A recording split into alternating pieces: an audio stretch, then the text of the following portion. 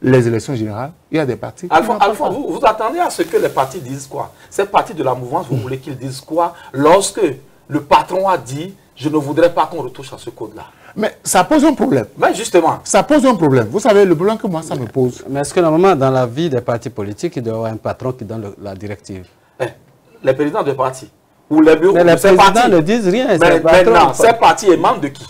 Ça émane de qui? C'est ça le problème. Qui aujourd'hui est le super patron?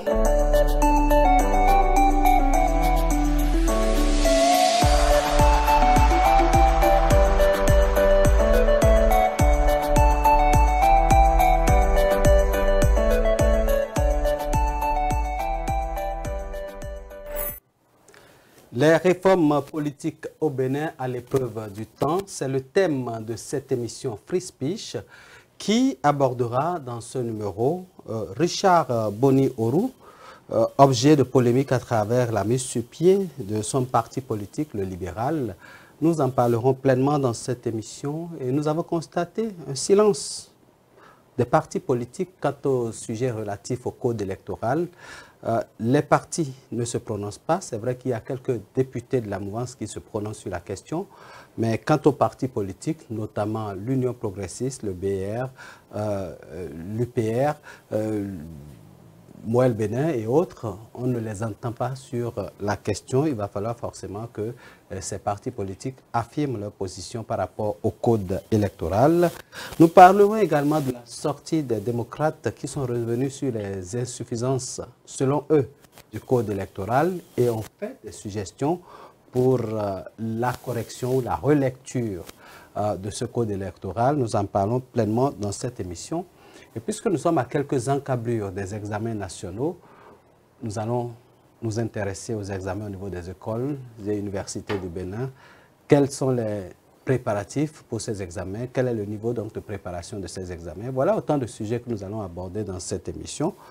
Et sur ce plateau, les classiques de l'analyse politique. Moïse Souté, bonjour.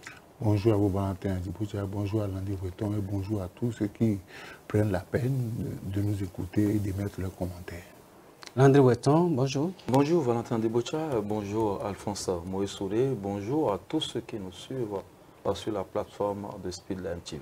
Voilà, les dés sont donc jetés. Nous allons commencer cette émission avec cette polémique autour de Richard Orou-Boni, notre Canadien qui est venu avec la mise sur pied de son parti politique. Tout est allé si vite, mais derrière, il y avait donc... c'était l'arbre qui crachait la forêt, Moïse Souté. Non, je crois que dès qu'il a fait ses premières apparitions, moi, j'ai souri. J'ai dit, attends, est-ce qu'il est déjà sur un terrain conclu? Mais ce qui m'a un peu embêté quand on a évoqué le cas de corruption, j'ai dit, mais pourtant, il y a toutes les dispositions qui sont prises pour éviter ça. Le corrupteur et les corrompus savent que sous le régime de Patrice Talon, ce n'est pas chose facile. Et puis bon, qu'est-ce qui l'a amené à poser un tel acte? Parce que dès qu'il a obtenu son récépissé provisoire, beaucoup de personnes ont blasé pour dire, mais dans ce même pays, des gens ont connu la croix et la bannière avant d'obtenir leur récépissé provisoire. Pas quelle chimie, pas quelle magie. Et comme vous le savez, en matière politique, il y a des gens, il y a des fouineurs. Il y a des fouineurs certainement. Quand vous suivez un peu le milieu de l'intérieur, c'est les rumeurs qui sont parvenues aux oreilles du ministre, qui a pris ses responsabilités, qui a quand même essayé de voir qu'est-ce qui s'est passé. Et les intéressés ont reconnu. Mais ce qui m'a un peu embêté, l'intéressé dit qu'il a décaissé 7 millions. Ceux qui ont reçu les sous ont dit qu'ils ont reçu 5 millions. Les 2 millions sont passés par où? Donc je dis, il y a un problème. Quand on veut occuper des postes de responsabilité, il faut essayer d'être un peu propre. Il faut essayer d'être propre parce que vos adversaires ne vous laisseront pas occuper la place quand ils savent que vous n'êtes pas passé par le bon chemin. Mais je suis un peu embarrassé parce que c'est un parti nouvellement créé qui est en train de faire des adhésions sur le terrain. Mais flop, on dit qu'il y a cas de corruption et puis l'intéressé a reconnu qu'il a déboursé les sous. Ça a permis à l'État d'ouvrir le dossier. Donc, normalement, les cadres de l'administration devraient savoir qu'il y a beaucoup de lois produites pour sanctionner les cas de corruption. Mais pourquoi ils se sont laissés facilement manipuler? Moi, ça me pose un problème, étant donné que le dossier se trouve au niveau de la justice. Forcément, quand on va lancer le filet, On aura encore peut-être d'autres gros poissons, on aura des menus frétins et les joueurs nous diront, nous situerons sur les responsabilités de chacun dans ce dossier-là. Landry Weton, toujours sur la même question, hein, vous avez été témoin de toute la polémique qu'il y a eu autour de Richard Boni ou Boni Oru, si on le veut, avec même des collègues qui ont été interpellés par la justice. Landry Weton, quand vous voyez la façon dont le parti a été mis en place et tout ce qui s'en est suivi, est-ce que vous pensez que c'est un bébé qui est né avec des problèmes dans son intestin? On ne parlera pas de ma congénitation, je ne sais pas comment. Moi, je me pose la question de savoir qu'est-ce qui n'a pas marché dans cette histoire. Ce n'est pas le temps mis pour avoir le récépissé qui, moi, me pose problème. Parce qu'en temps normal, lorsque vous êtes dans la logique des choses, cela ne devrait pas prendre si tant de temps avant que l'on ne puisse vous produire ce document administratif. Puisque quand nous lisons un peu, moi, je n'ai pas été convié à la conférence de presse du ministre de l'Intérieur, mais j'ai lu le compte rendu, le rendu de cette conférence de presse. Et le ministre a reconnu que le document lui-même n'est pas faux et qu'ils ont été appelés un certain nombre de fois à produire des documents, des données complétives pour pouvoir avoir accès. Et que c'est dans la procédure qui a eu mal donne, il y a eu un cas de corruption. Moi, je me pose la question, qu'est-ce qui n'a pas marché? Mais je dis aussi toujours que la politique, c'est un rapport de force permanent. Lorsque vous décidez de mettre le pied dans l'arène, vous devez pouvoir être en mesure de donner des coups et de pouvoir en recevoir aussi. Nous avions vu une vidéo où l'intéressé, le président du parti libéral, parce que jusqu'à preuve de contraire, il n'a pas encore été démis de ses fonctions de président, il est toujours président de ce parti. Est-ce que le parti sera viable? On n'en sait rien du tout. Mais nous avions vu une vidéo où il a fait des critiques acerbes. Les critiques ne sont pas aussi, je ne dirais pas que c'est autant désobligeant. Il a attiré l'attention des gens sur un certain nombre de faits, sur un certain nombre de problèmes de gouvernance. Mais peut-être que la forme n'a pas plu. Et que lorsque vous faites des choses comme ça, vous devrez être en mesure de pouvoir accepter que l'on vous donne aussi des coups. Est-ce une polémique ou est-ce le déclin de ce parti, le libéral? Je crois que le dossier est pendant devant les juridictions. Nous ne sommes pas là pour opiner sur la forme juridique même du dossier, mais nous sommes là en tant qu'analystes politiques, voir un peu les contours de ce qui a amené Richard Boni Oru aujourd'hui à se retrouver dans les liens de la justice.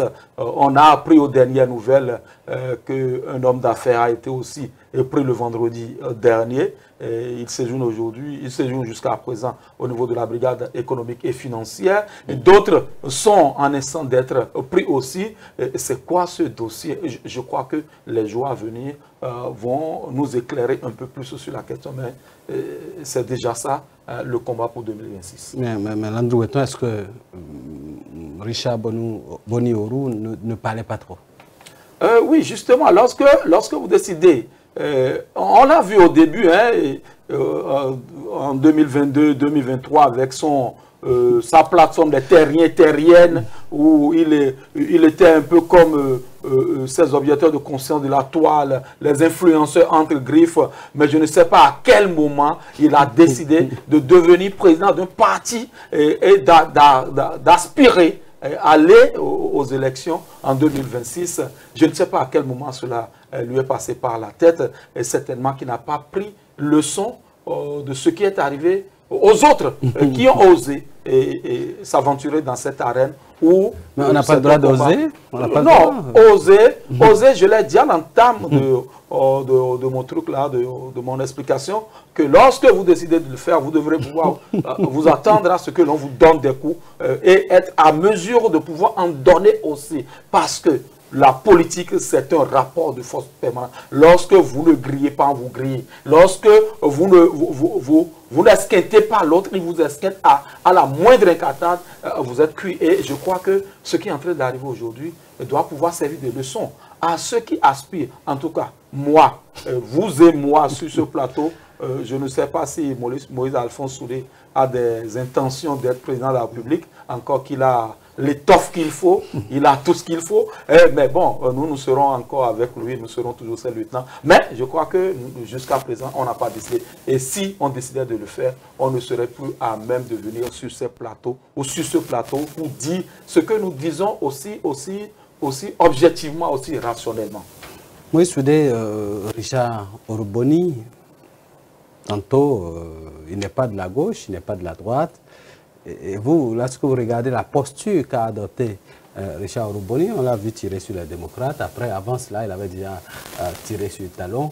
Est-ce que vous pensez que dans cette arène politique-là, il y a de fortes chances pour que le parti le libéral puisse, parce qu'il dit qu'il va aux élections présidentielles? Vous savez, il n'a pas été prudent, il n'a pas été méfiant. Attention, quand vous étiez à l'extérieur, vous avez tiré sur tout le monde. Vous devez savoir que les coups que vous avez donnés, tôt ou tard, on vous les rendra. Mais malheureusement, il est arrivé, il n'a pas été prudent. Qu'est-ce qu'il va chercher dans cette affaire de corruption? Qu'est-ce qu'il va chercher? Quand vous voulez occuper un peu de responsabilité à un niveau aussi élevé, évitez certaines choses. Moi, quand je l'ai vu... Puisque là où il a quitté, il n'y a pas ce genre de corruption. Moi, écoutez, il savait, de l'extérieur, il sait que les cas de corruption sont punis, encore que c'est dans un milieu politique. Et quand il est arrivé, est-ce que lui a vu quelqu'un se lever pour dire qu'il va être candidat? Pourquoi il veut jouer au garçon? Alors qu'il a laissé des traces. Il a laissé des traces de pipi. Et ça a commencé par sentir.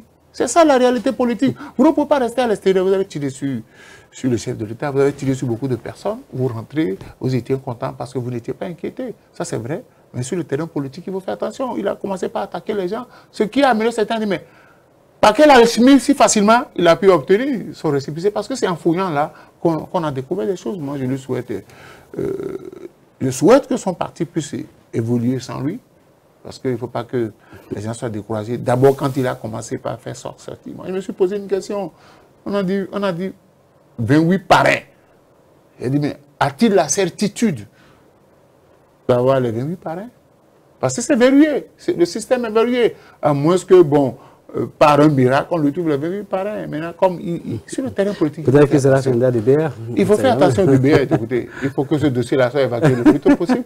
Parce que on va profiter de ce dossier. Ouais, on a déjà touché nos opérateurs économiques à qui on reprocherait blanchiment de capitaux. Ça commence. C'est pourquoi je dis, quand on va lancer le filet, on prendra les menus frétins, on prendra aussi les gros. Parce qu'il faut savoir que derrière un homme politique, quelqu'un qui veut s'engager en politique, il y a toujours des mécènes, il y a toujours des personnes qui mettent leurs moyens matériels, financiers à son service dans l'intention d'obtenir des dividendes une fois que celui-là va céder au pouvoir. Donc je dis, il faut faire attention et ça doit servir de leçon aux autres. Quand vous voulez occuper des postes de responsabilité à n'importe quel niveau, faites attention. Faites attention, vos adversaires ne sont pas des enfants de cœur. Et vous non plus, vous n'êtes pas enfants de cœur. Donc on n'est pas encore dans la politique avancée de l'Europe. Si c'est en Europe, on va aller fouiller dans votre école primaire. Est-ce qu'en temps, vous n'avez pas triché au collège? Est-ce que vous n'avez pas triché? Comment vous êtes né? Comment vous êtes? Est-ce qu'à l'université, vous n'étiez pas spécialiste des cartouches? On n'est pas encore arrivé à ce niveau-là. Mais il fallait faire les choses dans les règles de l'art. On sait que le régime qui est là, on lutte contre la corruption. Beaucoup ont été mis à l'ombre pour des faits de corruption. On ne peut pas oser le faire. Mais j'ai dit, mais a-t-il été maudit? C'est la question que je me pose. Sachant très bien qu'il veut être candidat à l'élection présidentielle. Pourquoi va-t-il faire ça? Parce qu'il a reconnu avoir sorti les sous. C'est déjà un aveu. Le diable a le tivet dans cette galère. Voilà, la corruption continue, n'est-ce pas, de gangréner l'administration publique, malgré les efforts mis en place, consentis pour juguler la corruption. André, un mot sur cette question? Je crois qu'il faut reconnaître, en toute honnêteté, que notre administration a été d'une façon ou d'une autre assainie sous le régime Talon. Il y a toujours, oui, il faut oser le dire. Sérieusement assaini. Moi, je dis, sous le président Talon, il faut reconnaître que c'est l'un des chantiers que le chef de l'État a tenu dur. Et tout est à son honneur, c'est à son actif. Il faut le reconnaître parce que lorsque vous rentrez aujourd'hui dans l'administration, avec la modernisation de l'administration, avec la dématérialisation de l'administration, il n'y a plus de pots de vin pour autant, il n'y a plus de corruption. Et toujours est-il qu'il y a des brebis galeuses dans la réunion. Il faut oser le dire, le chef de l'État ne peut pas se dédoubler, il ne peut pas être derrière chaque citoyen de l'administration, chaque citoyen, et être partout dans l'administration pour voir ce que... Lorsque ça vient, il frappe fort et je crois que cela devra rester comme un actif pour le système qui va venir dans la continuité ou dans l'alternance. On doit pouvoir garder. Aujourd'hui, c'est difficile de se faire harakiri sur nos routes. Hein, vous comprenez? Vous prenez votre voiture aujourd'hui, vous pouvez circuler, vous pouvez aller. Et même si de ce côté-là aussi, il y a encore des choses, quelque chose à corriger. Il faut reconnaître que la corruption est un chantier sur lequel le chef de l'État a quand même donné du sien. Et on doit pouvoir dire que ce chantier n'a pas été un chantier vain. Nonobstant tout ce qui se fait encore et qu'il faudra toujours continuer à corriger. C'est pour ça que je souscris à ce que Alphonse Moïse a dit. Richard Boniorou a-t-il été maudit ou ne savait-il pas que c'est quelque chose qu'il ne fallait pas faire à ce niveau même, comme le dirait l'autre, que diable a été fait dans cette galère. Voilà, on va continuer dans cette émission. On va aborder le second sujet de cette émission Free Speech de ce jour. Le silence des partis de la mouvance par rapport au code électoral. C'est vrai que l'honorable Oden est suffisamment sorti sur les chaînes de plateau, les chaînes publiques surtout, pour en parler. Mais jusque-là, au niveau des partis, les porte-paroles sont restés mieux. Moïse Soudé. Oui, et quand on parle du silence des partis de la mouvance, on ne parle pas du silence des individus, des individualités. Mais le parti... Le parti en tant que mouvement devrait quand même... En tant qu'instance organisée, devrait quand même se prononcer. Les deux partis, ils ont leur porte-parole, ils ont leur chargé de communication. Dans tout ce qui se dit, je n'ai pas encore une position officielle. Vous savez, il faut faire un point de presse, sinon, c'est comme si, bon, le code ne concerne que les autres. Moi, je voudrais que, écoutez, quand on parle de la mouvance, ce n'est pas seulement les deux partis, il y en a beaucoup. Bien sûr, il y a les Moël Bénin. Il y a les Moël Bénin, il y a la Renaissance du Bénin, il y a beaucoup de partis politiques. Nous avons 15, nous avions une quinzaine. La Renaissance nationale. La Renaissance nationale. Nous avons une quinzaine de partis. Je voudrais que les 15 partis, que chacun se prononce, parce que le code, il est commun à tout le monde. Tout le monde va subir la rigueur du code, parce qu'il y a des réalités par rapport aux 20% dans les 24 circonscriptions électorales. Je ne sais pas si un parti politique aujourd'hui au Bénin pourrait réunir les 20%. Ah ben. Écoutez. Ils vous diront oui. Prenons les résultats derniers. Est-ce qu'il y a un parti qui a pu avoir ça? Pourtant, nous étions à 10%. Maintenant, on est passé à 20%, on a parlé d'accord de gouvernance. Et nous savons quels sont les partis qui veulent faire accord de gouvernance. Donc, je voudrais que tous les partis, à moins que les autres ne veuillent pas avoir de députés à l'Assemblée nationale. Donc, il va falloir que chaque parti se prononce. Sinon, si c'est les mêmes personnes qu'on voit, on va dire, mais pourquoi tout le temps ce sont les démocrates? Ils ne sont pas les seuls partis politiques. J'ai dit, le silence des autres, moi, me pose un problème. Vous allez à des joutes électorales qui vont bientôt commencer. Il faut d'abord choisir les candidats au niveau des municipalités. Il faut choisir ceux qui seront députés. Il faut désigner. Mais malheureusement, ce code-là qui va régir les élections générales, il y a des partis... Alpha, vous attendez à ce que les partis disent quoi? Ces partis de la mouvance, vous voulez qu'ils disent quoi lorsque le patron a dit « je ne voudrais pas qu'on retouche à ce code-là ». Mais ça pose un problème. Mais justement. Ça pose un problème. Vous savez, le problème que moi, ça me pose. Mais est-ce que normalement, dans la vie des partis politiques, il doit y avoir un patron qui donne la directive?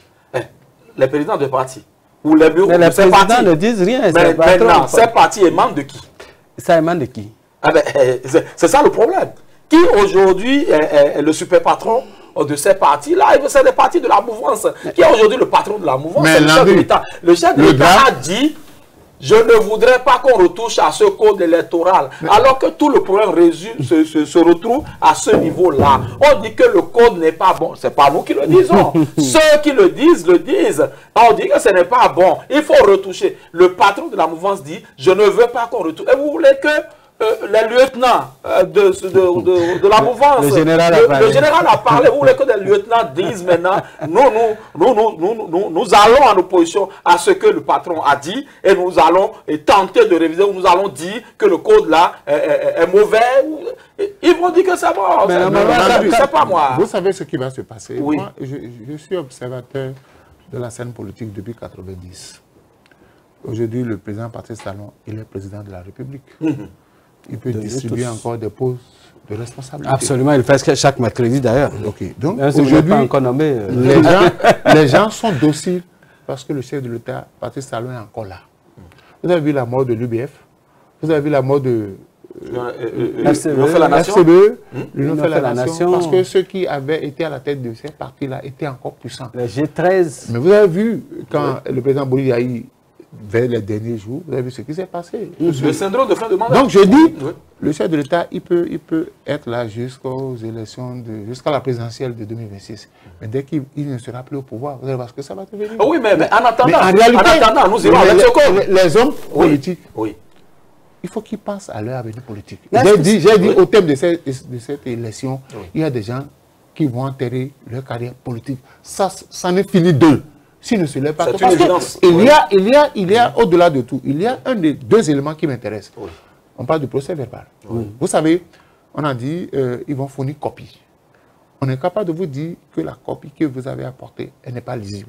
Parce que la machine qui a servi à photocopier ne donne pas des copies claires. Donc, du coup, votre document sera caduc. 20% dans 24 circonscriptions électorales. Est-ce possible? Déjà à 10%, nous avons vu la difficulté qu'il y a. Maintenant, on passe à 20%, mais personne n'en parle. Je voudrais que, de façon unanime, moi j'ai dit, on ne peut pas réviser le code électoral si tous les partis ne se mettent pas d'accord. Parce que les démocrates qui sortent tout le temps, qui dénoncent un certain nombre de réalités, ils n'ont que 28 députés sur les 109. Donc il va falloir que les deux gros morceaux se prononcent. Mais il y a des gens qui sont entrés nouvellement en politique, qui ont un avenir politique. Mais s'ils se laissent bâillonner, ils se taisent, ils seront victimes de ce code. Ils ne savent même pas, parce que c'est encore notre réalité, ils ne savent même pas qu'ils seront positionnés sur les listes. Nous savons comment les listes sont élaborées. Donc aujourd'hui, ils se taisent, ils vont se taire au dernier moment. Il n'y a que lors des dernières législatives, les gens ont découvert la liste qu'à la Sénat. Ils n'ont pas vu la liste avant. Donc je voudrais qu'on ne dise pas que non, c'est pour les autres. Vous allez élaborer un code, vous allez participer au vote d'un code. Au dernier moment, vous n'allez pas retrouver votre nom sur la liste des députables. Et je dis, la classe politique sera renouvelée à 90% si ceux qui sont là ne prennent pas leur responsabilité. Vous dites, enfin, les gens parlent de ce code-là qui pose problème. L'Église catholique, à travers le monolithe des cadres, a fait un travail formidable. Moi, je ne suis pas catholique, mais j'ai apprécié le travail qui a été fait. D'autres libres penseurs en parlent, les partis politiques en parlent. Qu'est-ce qui nous empêche, au nom de Dieu, de nous asseoir pour dire, enfin, écoutons-nous, discutons. Il y va de l'avenir. Parce que j'ai l'impression que le bonus, c'est-à-dire qu'au thème des législatives, si nous n'avons pas un Parlement, parce qu'il y a trois schémas possibles, et ils le répètent eux-mêmes, c'est-à-dire que le premier schéma, un Parlement monocolore acquis à la mouvance, ou un Parlement monocolore acquis à l'opposition, ou pas de Parlement. Donc ceux qui sont là, ils ont un bonus. Est-ce qu'ils connaissent les conséquences du bonus qu'ils veulent avoir? S'ils veulent se contenter de ce bonus-là pour ne pas aller vers la relecture du code, ben, ils n'auront leurs yeux pour pleurer. Parce que quand au dernier moment, ils ne vont pas revenir, ils seront tous balayés, ben, ils vont prendre une retraite politique anticipée. Moi, je ne sais pas si je... Mais moi, je dis, en rebondissant sur ce que Alphonse Moïse Soulé a dit tout à l'heure, je crois que vous avez semblé trouver une approche de réponse à la question. Pourquoi ce silence? Moi, je vous dirais peut-être, et vous l'avez dit aussi tout à l'heure, il y en a, la plupart de ceux qui doivent réagir. Lorsqu'on prend les partis de la mouvance, par exemple, on prend les deux gros morceaux de la mouvance, l'UPR, et encore, on ne sait pas si le R est toujours là, l'UPR et le BR, oui, il faut oser le dire, l'UPR, le BR, mais je vous dirais que la plupart de ceux qui aujourd'hui sont des ténors au sein de ces partis politiques, c'est des gens qui sont à l'Assemblée nationale. Et ils se disent, il y en a parmi eux qui savent que leur avenir politique est en pointillé. Et donc, il faut tenter de voir. Ils se disent que la solution est là. Lorsque la 10e législature n'est pas installée, et selon ce que le code nous dit, la 9e ne partira pas. Et donc, ils se disent qu'ils ont tout intérêt à ne pas manœuvrer du moment où le patron même a dit que l'on ne retouche pas au code. Moi, je me pose la question. Si le parti ne peut pas, les deux grands partis qui se retrouvent aujourd'hui à l'Assemblée ne peuvent pas partir, les groupes parlementaires de ces partis-là ne peuvent pas parler, parce qu'ils se disent que la solution... moi, je vous dirais, Et on vous parlait de la discipline de groupe. Ben, ok, la discipline de groupe. Un acteur politique qui ne parle pas. Cette discipline de groupe ne pouvait pas empêcher ceux qui sont sortis là de sortir. Ça ne s'applique pas à tout le monde. Ah, ok, d'accord. Donc, c'est un poids de deux, c'est une histoire de deux poids, deux mesures. Parce qu'il y en a maintenant, moi, je vous dirai, Alphonse Moïse Soudé, et peut-être à ceux qui nous suivent, lorsque vous dites que eux-mêmes, ils ont trouvé qu'il y aura peut-être 3 solutions où le Parlement sera monocolore en faveur de la mouvance, ou monocolore en faveur de l'opposition, ou peut-être qu'il n'y aura pas de Parlement, parce qu'il y aura... Moi, je vous dirais, peut-être qu'ils pensent qu'il y a une 4e solution qui nous disent pas. On a vu dans ce pays, en 2019, si vous vous rappelez, la loi interprétative et complétive, où on peut interpréter autrement les résultats, parce que on se dit, bon là, dans ces conditions, ça nous arrange, ça ne nous arrange pas ici, il faut voir dans quel cadre on pourra colmater les brèches pour que, parce que ce que le peuple ne va pas accepter, et que ces gens ne comprennent pas, c'est qu'on n'utilisera pas 2 fois nos ressources pour organiser la même élection. Mais ça a été dit. Non, mais ce n'est pas ça. Ça ne sera pas possible. Ça ne sera pas possible qu'on utilise nos maigres ressources, ce que vous et moi, nous engageons par les impôts, par les taxes que nous payons à l'État, pour organiser des élections. Et qu'on nous dise après que ces élections n'ont pas marché parce qu'on a refusé entre-temps de s'asseoir, de s'écouter, de discuter, de trouver une porte de sortie. Et maintenant, on va dire il faudra reprendre les élections. Ça va être compliqué. Ça va pas être possible. Mais un député l'a dit. Un député a dit qu'il faut, si ça ne marchait pas, on reprend. Vous savez, moi je dis... c'est beaucoup d'argent. Quand nous prenons la parole, que nous soyons politiques, il faut savoir que la génération montante nous écoute. Est-ce qu'on donne envie? Est-ce qu'on dit aux jeunes ce que c'est que la politique? Est-ce que venir en politique, c'est venir jouer aux garçons dociles? Parce que vous savez, la discipline de groupe, parfois, nul n'est obligé de respecter une loi injuste. C'est-à-dire que vous êtes homme politique. Vous venez de commencer fraîchement la politique. Vous avez un avenir devant vous. Et vous vous êtes rendu compte qu'une loi peut compromettre votre avenir politique. Pourquoi ne pas vous mettre ensemble? Écoutez, dans ce même pays, on nous a dit, ben, l'opposition a proposé la loi sur l'amnistie sans pouvoir associer. Les gens de la majorité, par conséquent, on botte ça à la touche. L'autre a dit, parce que vous avez refusé de nous aider à réviser la Constitution, on va vous... Gérer par la ruse et par la rage.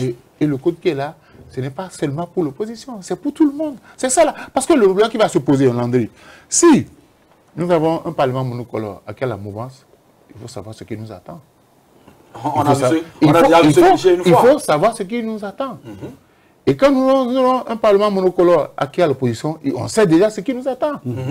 La plupart des lois vont être retouchées. Vont être retouchées. Si nous n'avons pas de Parlement, comment? Et si nous n'avons pas de Parlement, les gens vont bénéficier de leur bonus. Entre-temps, qu'est-ce qui va se passer? Parce que tant qu'il n'y a pas la 10e législature, la 9e continue d'officier. Et là, ça va poser problème. Donc je dis, tout le monde en parle, tout le monde en parle. Si on en parle, ce n'est pas qu'on aime contre qui que ce soit. Mais la réalité est là. Quand il y a une loi qui pose problème et que tout le monde en parle, il faut faire une introspection. Il faut faire une introspection pour dire, mais est-ce qu'on ne peut pas se mettre ensemble? Parce que déjà, c'est le calme après la tempête. Quand bientôt, on va lancer dans les partis politiques la désignation des duos, j'apprends déjà qu'au niveau de la mouvance, il y aura certainement aussi des primaires. Vous allez voir ce qui va se passer. Les langues se délient déjà, les langues vont se délier et ça sera peut-être trop tard. Parce qu'on en dit à fin juillet. Si on ne touche pas à ce code-là à fin juillet, basta. À moins que, parce que l'autre schéma que les gens peuvent ne pas, auquel les gens ne peuvent pas passer, a dit que si au-delà du 31 juillet, on ne touche pas au code, on peut nous demander encore de faire un dialogue politique. On l'a eu déjà en 2019, on a vu ce que ça donnait. Et là, c'est un deal. Je te donne ce que tu souhaites et tu me donnes ce que je veux. Donc, le deal qui va sortir peut-être après ce dialogue politique où on va demander à toutes les forces politiques d'y participer, ça peut entraîner de facto une révision constitutionnelle. On sait ce que ça va donner. Donc, je voudrais que les hommes politiques prennent leurs responsabilités. Il y va de l'avenir politique de notre pays. Parce que les élections sont un moment festif pour les Béninois. Mais aujourd'hui, les gens se disent, ben, si le code va se passer comme ça, il faut voir le taux d'abstention lors de la dernière élection. Ce que ça a donné, il ne faudrait pas que ce taux-là aille en augmentation. Donc je voudrais que les hommes politiques, une fois encore, nous avons quelques jours pour finir le mois de mai, nous avons le mois de juillet, nous avons le mois de juillet, on peut encore relire ce code, que le chef de l'État donne l'autorisation. Nous sommes à l'épreuve du temps. Oui, à l'épreuve du temps, le chef de l'État donne la possibilité aux députés de la mouvance de s'associer aux députés qu'on appelle de l'opposition pour qu'on relise. Parce que vous allez voir, c'est les mêmes articles qui sont cités. Le problème du procès verbal, c'est une évidence. Oui. Parce qu'un document, nous-mêmes, parfois, vous allez faire photocopie d'un document, vous arrivez à la mairie pour la légalisation, vous dites que c'est pas clair. Allez reprendre ça. Donc, si on vous donne un procès verbal qui n'est pas lisible, et que vous ne pouvez pas exhiber ça comme preuve. Si vous n'arrivez pas à avoir... parce que instaurer 20%, on ramène la notion de fief électoral. Pourtant, les réformes politiques ont dit non, plus de fief électoral. Non, mais justement, en tant que candidat, je peux... Écoutez, on a vu des gens qui n'étaient pas de la 6e, mais quand on a... Le ministre Omeki, par exemple, il a du monopole, mais on l'a positionné à la 16e. Oui. Donc ça veut dire que j'ai la possibilité, avec la nouvelle réforme, même si ce n'est pas mon village natal, ma ville natale, on peut me positionner, mais à cet allure-là, on est en train de ramener la notion de fief. Parce qu'on demande à chaque député, en ce cas, s'il veut être réélu, de descendre dans son fief électoral et de faire la campagne. Donc, je ne suis pas obligé d'aider Tampillon à faire la campagne chez lui. Moi, ça me pose un problème. Ça me pose un problème par rapport aux réformes parce qu'on a dit, nous voulons des partis d'envergure nationale. Il peut quitter Abomey et aller faire campagne à Ouassapéonko. Ouais. Parce que ça, il y va de l'intérêt du parti. Mais avec cette affaire de 20%, on demande aux gens, descendez dans vos fiefs, allez travailler. Ça pose un problème. Est-ce que ça ne va pas plomber les réformes politiques du chef de l'État? Nous allons essayer ça, hein, un dernier tour de table sur la question. Oui. Non, je crois que ce qu'il y a de mieux dans cette histoire à faire, c'est de retoucher ce code. Je crois que le plus tôt possible. Le plus tôt possible, parce que ce n'est pas nous qui le disons ici, c'est ce que nous avions entendu dire. Et il y a tellement de voix qui en parlent qu'on se pose la question de savoir qu'est-ce qui pourrait empêcher les gens de s'asseoir pour discuter, retoucher. Encore que ceux qui doivent faire ce travail sont payés aux frais de la princesse. Ils sont là. Pourquoi attendre que l'on se retrouve dans un imbroglio, que l'on se retrouve dans un scénario Wahala pour vouloir aller à un dialogue national où c'est encore les ressources de l'État qui seront, ou de nos autres pauvres citoyens qui seront encore distraits pour un dialogue avec des résultats que nous imaginons déjà. Moi, je crois que, comme le dirait l'autre, la comédie qui dure, ça ne fait pas rire. Il faut qu'on arrête. Qu'on arrête et qu'on s'écoute enfin et qu'on puisse trouver une porte de sortie au lieu d'être en train de jouer au sous sur une question aussi primordiale, aussi prépondérante pour des élections qui, comme l'a dit Alphonse, doivent être des moments de joie, des moments d'allégresse pour le peuple. Mais là où nous allons, je crois que, et pour les uns et les autres, on ne sait pas quand est-ce que le four rentre le marché. Voilà. Moi, je voudrais demander au chef de l'État de faciliter la relecture du code électoral. Parce qu'on ne dit pas de relire le code. Est-ce qu'il y a une crainte derrière le nom de cette relecture? Oui, je ne sais pas. Je ne sais pas, parce qu'on se dit que c'est peut-être les autres qui vont perdre. Tout le monde peut perdre. Tout le monde peut perdre. Le code est fait pour... Autrement dit, tout le monde a peur, en fait. Tout le monde a peur. Donc je dis, on ne dit pas de relire le code de l'article 1er jusqu'au dernier, mais il y a des articles qui sont incriminés. Qu'on fasse une lecture croisée des différentes propositions. Moi j'ai aimé, par exemple, la proposition du ministre Sadiou. Il dit strictement égal à 28. Pour être candidat à la présidentielle, strictement égal à 28. Après, d'après son calcul, on aura 6 candidats. Ça suffit largement. Parce que 6 candidats, 6 duos, c'est bon. Donc, il y a quand même des solutions qui arrangent tout le monde. Donc, je voudrais qu'on s'asseye. Il parle de 3 duos. Hein. 3 duos. Non. 6 candidats, mais 3 duos. Oui, 3 duos. Oui, 3 duos. Donc, ça fait 6 candidats, 3 duos. Largement suffisant, ça veut dire que 2 de la mouvance, 1 de l'opposition. Ça ne peut que donner. Est-ce que vous êtes sûr que le BR va positionner quelqu'un, le BR? Pourquoi pas? Parce que le BR et l'UP sont dans des accords ces derniers temps, plusieurs accords. Hein, des frères siamois qui signent des accords. Ben oui, d'accord, on est là, mais l'essentiel est que pour qu'il y ait élection, il faut que les lois qui régissent les élections soient revues et corrigées. Personne ne perd, personne ne gagne si on retouche au code. Il y va de la crédibilité. Parce qu'aujourd'hui, on reproche à beaucoup de pays africains que bon, les codes électoraux sont mal ficelés, ça pose un problème. Je dis, il faut que le Bénin fasse exception. Moi, je demande au chef de l'État, je demande au professeur Joseph Djogonou, qui est président de l'UPR, je demande au ministre Abdoulaye Tchani, qui est le président de l'UBR, de permettre qu'il y ait la relecture du code à l'Assemblée nationale. Ils vont sortir grandis, parce qu'ils auront fait un pas de géant. Voilà, on va marquer une pause pour suivre cet élément témoin réalisé donc, dans le cadre d'une sortie des démocrates dimanche dernier, un échange avec les journalistes, un échange dînatoire avec les journalistes, échange au cours duquel donc, ils ont fait quelques propositions. Suivant. Lorsque nous étions allés aux élections en 2023, en République du Bénin, il n'y a que 3 partis qui aient pu avoir 10%. 3 partis politiques. Sur l'ensemble des partis qui ont participé, il n'y a que 3 qui ont pu avoir 10%. Notamment les démocrates, UP Le Renouveau et le Bloc républicain. Et donc, l'accord de coalition commence à prendre effet à partir de là. C'est-à-dire, lorsque les gens nous disent, lorsque les gens disent que, mais vous aussi faites un accord avec un autre parti. Le législateur majoritaire, c'est-à-dire les membres de la mouvance, savent que sur la base de 2023, il n'y a que 3 personnes qui puissent être à même ou capables de faire un accord de coalition. Cela voudrait dire quoi? Cela voudrait dire que celui qui est venu juste après nous, c'est le parti, la FCBE. Il a eu comme un peu moins de 5%. Donc, si nous faisons un accord de coalition avec les résultats de 2023 avec un parti comme la FCBE, nous deux nous tombons. Nous deux nous tombons. Je vais vous expliquer pourquoi nous deux nous tombons. En 2023, nous avons eu au-delà de 20% sur l'ensemble du territoire national. On a eu bien au-delà de 20%. Mais dans 10 circonscriptions électorales, on n'a pas pu avoir 10%. Dans les conditions que vous savez. Aujourd'hui, on ferait mieux. Mais dans les conditions que vous savez, dans 10 circonscriptions électorales, on n'a pas pu avoir 10%.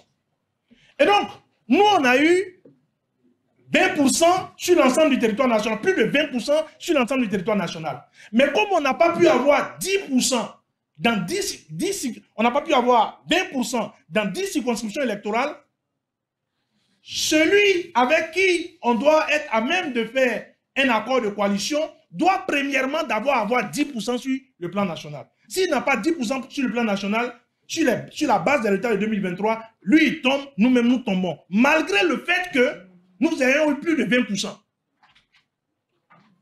sais pas si vous comprenez. Maintenant, s'il a 10%, si lui il a 10% sur le plan national, et que nous on a eu bien au-delà des 20%, maintenant l'accord de coalition parlementaire commence à prendre effet. Et donc là où nous n'avons pas pu avoir les 20% dans les 10 circonscriptions électorales sur la base de l'élection de 2023, si lui il peut nous apporter son complément pour que nous puissions avoir les 20%, il nous apporte ses compléments.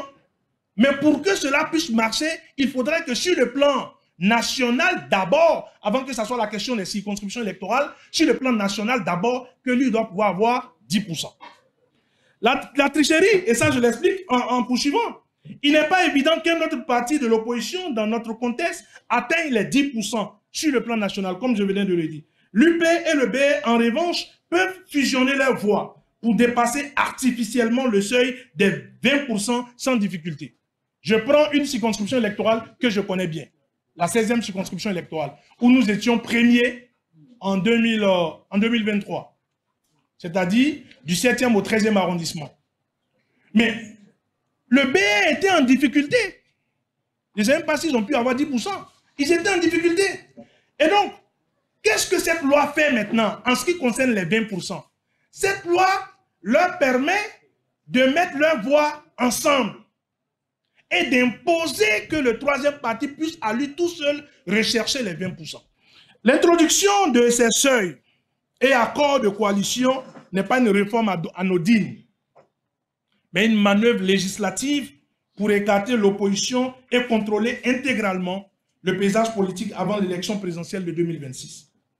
Un parlement entièrement contrôlé par UP Le Renouveau ou le BR pourra ensuite modifier d'autres lois électorales ou institutionnelles pour assurer une transition verrouillée en 2026. Ce que nous suggérons. Nous suggérons qu'il faudrait ramener le seuil d'éligibilité au niveau des circonscriptions électorales à 5% au niveau national. Voilà, Moïse Soudé, Guy Dossou Mitokwe, qui donc était en train de montrer comment les calculs interdécimaux sont complexes pour les prochaines élections. Votre avis? Mais je crois, dans le sujet précédent, nous l'avions déjà dit. Donc, en conclusion, il demande qu'on ramène ça à 10%. Et je dis, le problème, la démonstration, elle est claire. Elle est claire. Et moi, je ne souhaiterais pas qu'on nous parle encore dans les jours à venir d'un Parlement monocolore, quelle que soit son obédience, parce que nous connaissons les conséquences d'un Parlement monocolore. Dans un pays démocratique sérieux, on ne peut pas parler de Parlement monocolore, on ne peut pas parler d'un chaos à une élection présidentielle, si tant est que les principes démocratiques sont respectés. Donc je crois que suite à sa démonstration, c'est pourquoi j'ai demandé que les partis de la mouvance, de façon officielle, fassent leur sortie pour nous faire leurs propositions, ce qui nous permettra de faire une lecture croisée. Parce que là, les démonstrations sont claires. Écoutez, j'avais déjà dit ici que si FCBE devait faire un accord de gouvernance avec LD, ça sera compliqué. Les autres, c'est des frères siamois d'un même pays. Ils peuvent s'entendre rapidement, mais ça sera difficile. C'est-à-dire que la base sera à un niveau très élevé que les deux ne pourront pas s'entendre. Parce que 10%, qui ça gêne? Mais 20%, on sent qu'il y a quelque chose qui n'est pas dit. Donc je voudrais que les autres sortent. Parce que chaque fois on va dire, c'est toujours eux qui se plaignent. De quoi se plaignent-ils? C'est comme si le code électoral arrangeait les autres. C'est comme si le code électoral a été verrouillé exprès pour écarter les gens. J'avais déjà dit, pour la présidentielle de 2026, si le président Boni Yahi, qui est à la tête du Parti des démocrates, n'arrive pas à verrouiller les verrouilles parrainages, c'est qu'on va remarquer tranquillement que c'est quelqu'un d'autre qui ira à l'élection présidentielle ou non.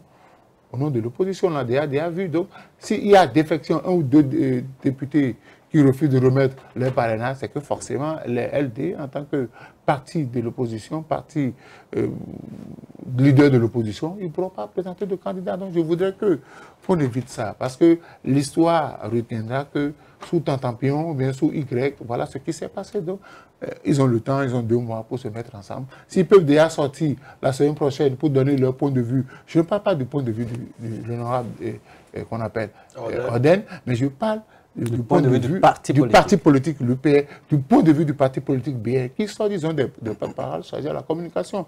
Christian Parfait Aoyo représente l'UPR, qui sort pour nous dire, par rapport à ce code-là, voilà ce que nous, notre parti propose. Ça permettra à tous les Béninois, et puis de paix et de justice, de faire les trucs croisés, de savoir de quel côté se trouve la vérité. Voilà, ça permettra aux Béninois d'être fixés donc sur la vie, la position des partis politiques, et ça c'est très important. Et nous pensons même qu'il y a des partis politiques qui sont presque inexistants.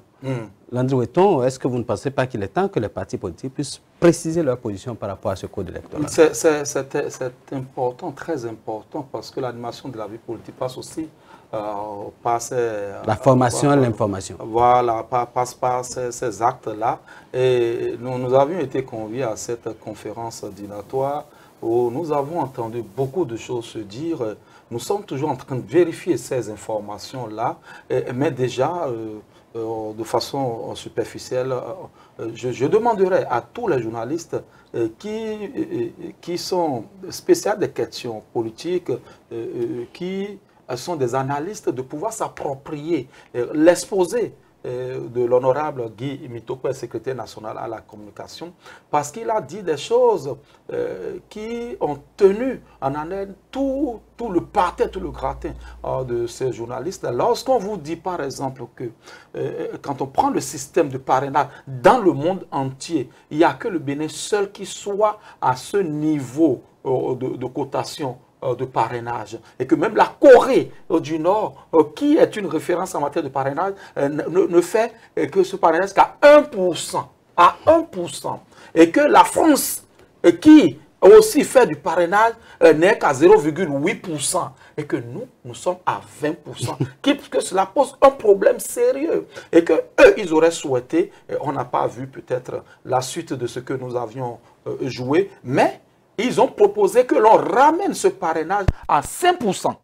À 5% pour permettre à ce que le jeu soit beaucoup plus fluide, beaucoup plus ouvert. Mais je crois que c'est un exposé important. Nous avions écouté. Cela a donné un peu plus de la matière à nos analyses. Et lorsque nous nous retournons dans nos rédactions, nous, chacun a certainement eu le rendu de cet exposé-là. Nous sommes toujours en train de travailler. Et c'est ce que nous demandons en restant dans la dynamique, dans la même veine que Alphonse Moïse Soudé. Et moi, je proposerai aussi que les partis de la mouvance ou que les groupes parlementaires aussi sortent des partis de la mouvance, sortent aussi pour nous faire des propositions afin que l'on puisse croiser réellement les arguments, et les argumentaires plutôt, et que l'on puisse trouver la substance même qui fera faire taire toute inquiétude, ce qui pourrait produire des heures après. Donc je crois que c'est important ce qui a été dit. Nous attendons parce que, comme le dirait l'autre, il ne faut pas écouter un seul son de cloche et décider. Mais je crois que les autres sont suffisamment sortis sur la question. Nous avions reçu sur ce plateau, il y a quelques jours, quelqu'un quand même qui vient du Parti des démocrates. On aurait souhaité que sur ce même plateau, que quelqu'un de la mouvance vienne aussi nous donner sa lecture de ce code électoral, à défaut qu'il sorte au moins pour nous dire ce qu'il pense de ce code et ce qu'ils auraient souhaité. Parce que l'un dans l'autre, il y a l'article 94 nouveau qui pose problème, l'article qui porte sur les procès verbaux, et il y a l'article 132, il y a l'article 134, l'article 144, et tout ça là, l'article 32 ou l'article 40 nouveau. Donc, je crois que l'un dans l'autre, et que je crois que les députés de la mouvance, ou tout au moins les bureaux nationaux de ces partis politiques-là, ou les porte-parole, ou les porte-parole tout au moins, qu'ils sortent pour nous dire quelque chose.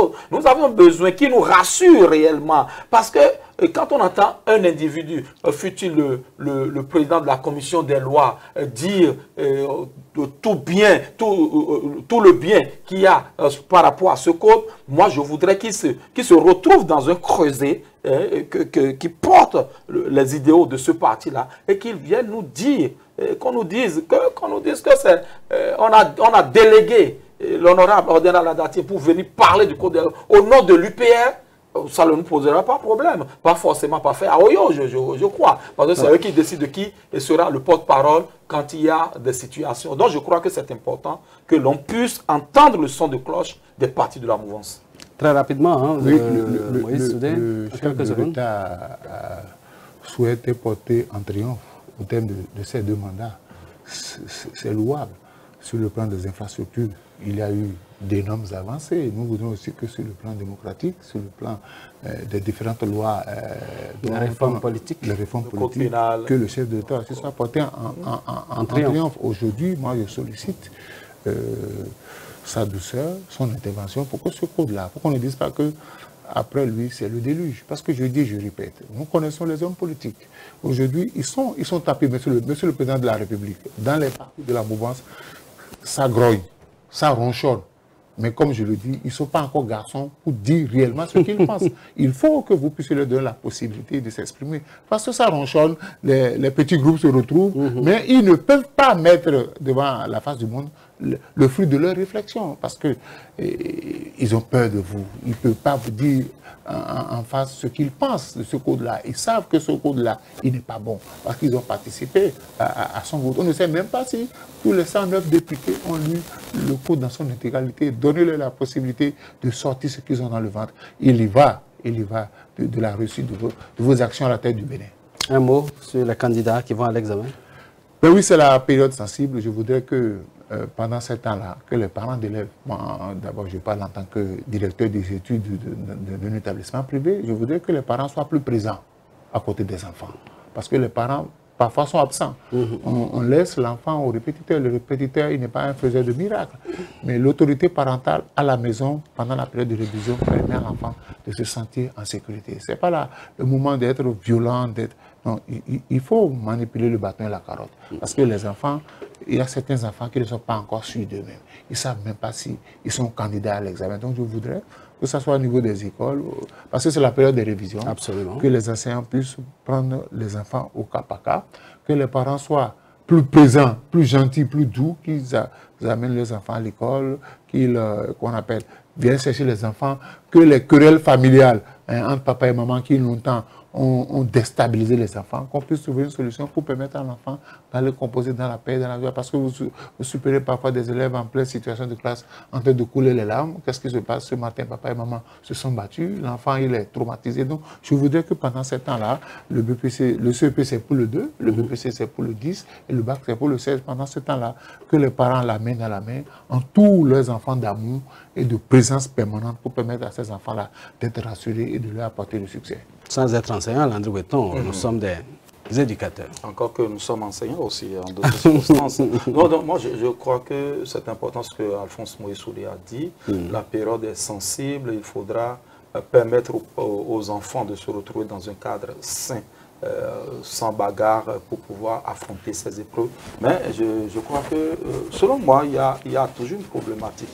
Moi, lorsqu'on parle des examens de fin d'année, je me pose la question de savoir. Hier, j'étais sur une chaîne ivoirienne, suivant les informations par-ci, par-là. C'est hier que ça a démarré, les examens au niveau de la Côte d'Ivoire, avec le CEP. Ils ont commencé hier, lundi. Donc, moi, il y a eu un débat, et j'ai ramené, juste à poser le débat par rapport à ce que nous avions dit hier, pas hier à côté, mais on en dit entre-temps dans ce pays. À quoi ça sert le CEP aujourd'hui? Je crois que c'est une question sur laquelle on va peut-être revenir parce que la télévision, c'est une question de temps. Parce que pour moi, hein, aujourd'hui, c'est ce diplôme. Vous êtes en train de vouloir réveiller les vieux démons. Ce débat sur la suppression du CEP, c'est une question d'intérêt. Nous, on l'avait déjà fait sur un plateau et nous avons eu des critiques assez. C'est vrai qu'aujourd'hui, on ne peut plus recruter à partir du CEP. On va essayer de... On trouvera le temps, on va envoyer les spécialistes pour qu'on nous dise, est-ce qu'aujourd'hui, c'est opportun encore au Bénin qu'on passe le CEP? Est-ce que les milliards dépensés ne peuvent pas être utilisés à d'autres? Et quand vous allez dire, c'est que systématiquement, le ministre verra son poste supprimé, on n'a plus le ministère de l'enseignement maternel et primaire. Donc, non, pas pour autant. Il y aura le cursus maternel et primaire. Vous savez, c'est ce qui fait bouger les ministères. Voilà. On va essayer de contacter notre ami Saliman Karim, le ministre de l'enseignement maternel et primaire, qui est toujours disponible et disposé à répondre aux questions pour comprendre si cet examen-là vaut la peine encore d'être maintenu dans il faut juste un passage du CM2 des examens nationaux. Oui, voilà, je pense que nous allons mettre un terme à cette émission. Nous espérons avoir abordé les sujets essentiels qui font l'actualité, qui ont fait l'actualité au cours de la semaine écoulée. Et pour nos amis auditeurs, il y a de la place, il y a de l'espace. Si vous voulez annoncer donc, vos produits dans cette émission, vous êtes libre de venir, l'espace est disponible. Et pour vous qui voulez opiner également, l'espace est également disponible. Nous sommes là, nous sommes prêts à vous recevoir dans cette émission Free Speech où la parole, elle est libre, elle est donnée à tout le monde. Merci à chacun et à tous. Merci mesdames et messieurs, merci à nos amis techniciens qui sont restés dans l'ombre pour que cette émission soit une réalité. Merci à vous qui nous suivez, qui nous renouvelez votre fidélité. Merci à nos invités, chroniqueurs maison. Et on se dit à la prochaine. À la prochaine. À la prochaine.